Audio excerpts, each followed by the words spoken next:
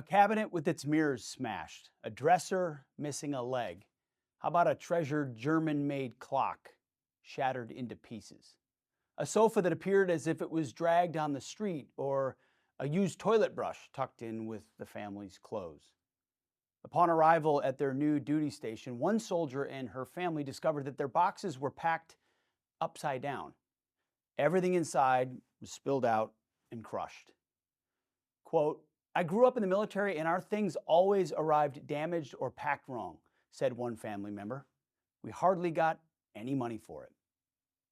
These are some of the stories about what it's like to move when you're serving in the military, or at least what it used to be like when you moved in the military.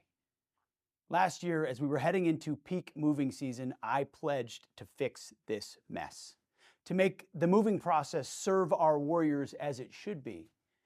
They're the ones who are sacrificing the most, and they're the ones that deserve the best. So we established a task force to assess the problems of the permanent change of station, or PCS moves. We listened to the concerns of our warriors. And so I fired the head of the failing program. Well, all through the peak moving season and even through the government shutdown, our task force was thankfully a success. That's why, effective immediately, I'm designating this activity, which is personal property activity, as a Department of War special activity. It will be a permanent solution for all service members who move.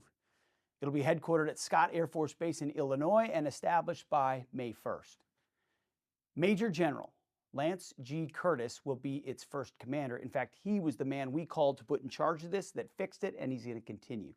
Its mission is to guarantee high quality, reliable, and efficient household goods and vehicle shipment services to the more than 300,000 warfighters worldwide who move somewhere every new year.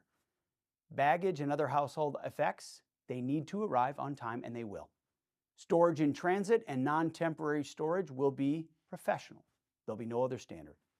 And if there are failures, our job is to correct it and make it right, not deny that it happened. We'll correct it and make it right.